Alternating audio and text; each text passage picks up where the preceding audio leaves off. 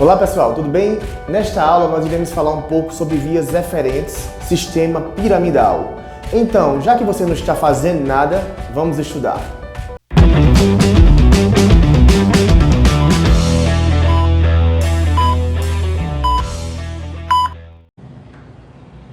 Antes de assistir esse vídeo, dá um joinha, se inscreve no canal, ativa as notificações para você ficar sempre por dentro dos nossos conteúdos e nos siga no Instagram. Vamos para mais uma aula? Então vamos lá, vamos começar falando um pouquinho sobre vias eferentes. Primeira coisa, o que é uma via eferente? Via eferente é uma via motora, uma via relacionada com motricidade, que vai pegar as informações que saem do comando motor, do córtex cerebral, levando até a medula e da medula para os músculos, certo?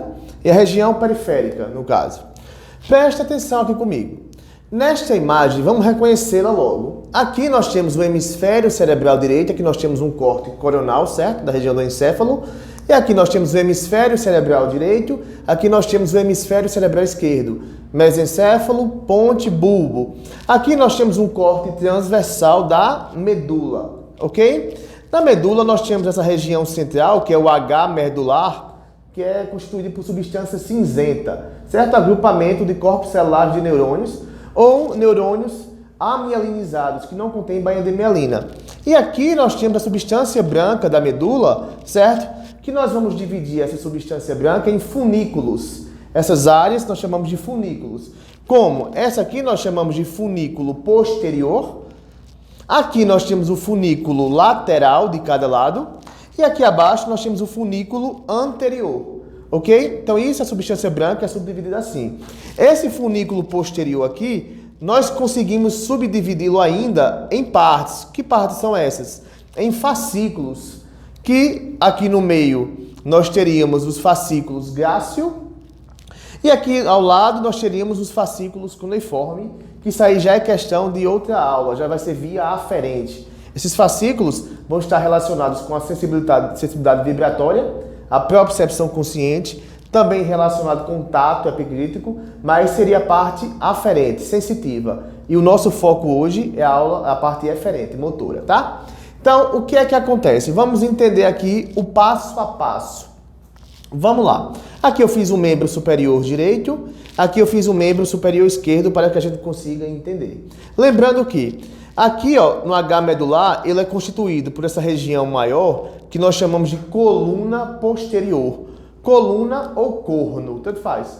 Coluna ou corno posterior, e aqui nós vamos ter a coluna ou corno anterior. Então nós temos dois cornos posteriores, dois cornos anteriores, tá bom? Essa parte posterior relacionada com sensibilidade e essa parte do corno anterior relacionada com motricidade. Então, continuando aqui, a gente já entendeu mais ou menos um pouquinho dessa morfologia, que é essa parte anatômica. Agora vamos lá. O que é que acontece? Esta regiãozinha aqui que eu fiz, ó, essa região, esse corte, essa ponta aqui, nós chamamos de córtex cerebral. Então aqui, ó, nós temos o córtex cerebral, tá bom? É a região do cérebro constituída por substância cinza. Os corpos celulares dos neurônios estão aqui. E nesse córtex cerebral, nós conseguimos perceber o seguinte. Nós temos toda essa área do córtex cerebral aqui, que eu vou chamar essa área de giro, esse giro completo, pré-central. Então, o nome desse giro completo aqui é o giro pré-central. O giro pré-central localiza-se na face lateral, face superlateral do encéfalo. E aqui no meio, ó, nós teríamos algo que nós chamamos de lóbulo paracentral. Então aqui, ó, deixa eu puxar aqui uma setinha, lóbulo paracentral. Esse lóbulo paracentral, por sua vez, ele já encontra-se na face medial do cérebro, certo? Face medial do cérebro. Continuando aqui.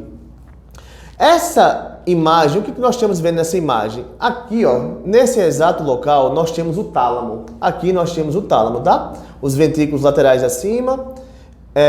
O que é que acontece? Lateralmente ao tálamo, nós vamos ter isso aqui, ó, que eu coloquei de azul e de laranja, que seriam os núcleos da base. seriam os núcleos da base. Quais núcleos da base? Aqui nós teríamos o putame e aqui nós teríamos o globo pálido. Esse putame e globo pálido, a junção deles forma um núcleo lentiforme, certo? E esses núcleos da base também será um tema para a próxima aula, mas eles vão estar relacionados com a modulação do movimento, certo? Estão relacionados com a modulação do movimento. Outras questões também, mas principalmente com a modulação do movimento, os núcleos da base. Falaremos deles numa próxima aula. Preste atenção comigo. Entre o tálamo e os núcleos da base, ficou essa região aqui, ó. Essa região. Essa região, nós vamos dar um nome a ela. Nós vamos chamá-la de cápsula interna. Ok? Então, essa região aqui, entre o tálamo e os núcleos da base, nós a chamamos de cápsula interna. E por essa cápsula interna, vai ser por onde estarão passando as fibras motoras, certo? Das principais vias motoras da via eferente do sistema piramidal. Preste atenção comigo. Por que eu falo a palavra sistema piramidal? O que significa sistema piramidal? Sistema piramidal vão ser as fibras motoras, certo? Que vão percorrer do córtex para a medula ou para a região do tronco cefálico, onde essas fibras elas vão atravessar essa regiãozinha aqui, ó, que nós chamamos de pirâmides bulbares. Aqui nós temos mesencéfalo, aqui nós temos ponte, aqui nós temos bulbo. Aqui, a nível do bulbo, nós vamos ter uma região, deixa eu fazer essa região mais ou menos para vocês entenderem. Nós temos uma regiãozinha aqui no bulbo que nós vamos chamar de pirâmides. Pirâmides bulbares, certo? Então, as pirâmides estão localizadas aqui no bulbo. Qualquer fibra, as fibras que passarem sob as pirâmides, nós vamos dizer que essas fibras fazem parte do sistema piramidal aqui, certo? Falando da parte motora, certo? Aí preste atenção, e as fibras que passam por fora da pirâmide, que não tem contato com a pirâmide, sistema extrapiramidal, certo? Bem simples isso. Vamos lá comigo, preste atenção aqui para a gente começar a entender. O sistema piramidal ele é formado por dois tratos, inicialmente importantes. O que é um trato? Trato, nós vamos ter a junção de vários axônios. Quando nós temos a junção de vários axônios, com a mesma origem, o mesmo trajeto, a mesma função, nós chamamos isso de trato, certo? E o primeiro trato que nós vamos trabalhar na via eferente, nós vamos chamá-lo, preste atenção comigo, acompanha. Acompanha aqui agora, que aqui vai ser importante. O primeiro trato que nós vamos trabalhar, eu vou fazer aqui de roxinho para diferenciar. O primeiro trato que nós estamos fazendo de cada lado, certo? Lembrando que esses tratos fazem o quê? Qual é a função desses tratos? Os tratos, já que fazem parte da via eferente, a via motora, eles vão pegar o comando, da área motora primária, certo? E encaminhar esse comando para a região da medula, consequentemente para o corpo, certo? Então preste atenção. Esse primeiro trato que eu juntei aqui, ó, primeiramente, essa junção dos axônios aqui formou essa estrutura aqui, ó, essa formação, que nós chamamos isso de coroa radiada, certo? Então, a coroa radiada seria isso aqui, ó, esse encontro dos axônios. Mas esse encontro dos axônios se juntam e formam uma única fibra. E essa única fibra que é formada, nós chamamos de quê? Deixa eu vir para cá. Essa única fibra que é formada, nós chamamos de quê? Nós chamamos de trato, que é a junção de vários axônios. Aí preste atenção. Esse trato, ele está descendo aqui e ele passa por onde? Qual é o local que o trato passa? Pela cápsula interna, certo? A cápsula interna, ela vai ter três partes. Ela tem essa parte aqui que nós chamamos de parte anterior, a parte posterior e aqui o joelho, certo? E aqui o joelho da cápsula interna. Deixa eu ajeitar aqui, melhor.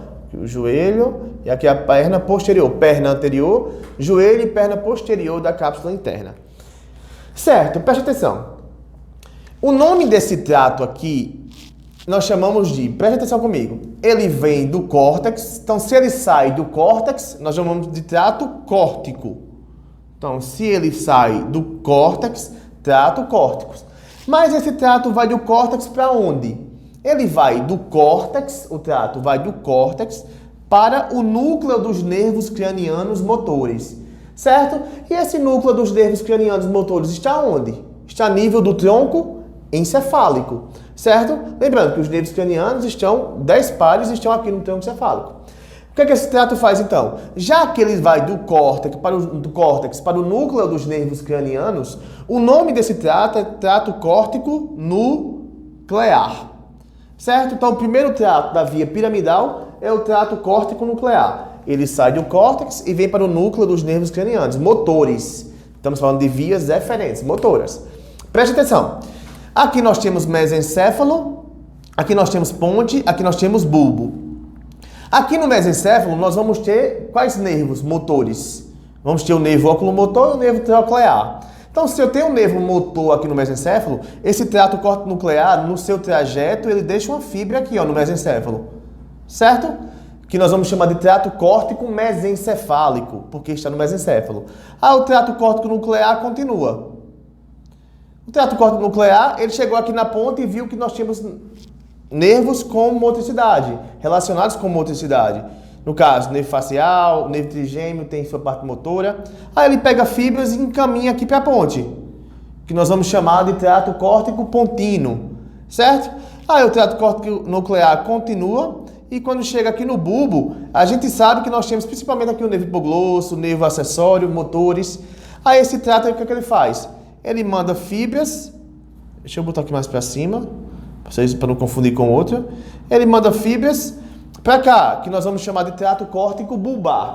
Então é bem simples. O trato córtico nuclear, que sai do córtex para o núcleo dos nervos cranianos, ele vai ter a sua porção mesencefálica, então trato córtico mesencefálico, quando ele passa pelo mesencéfalo.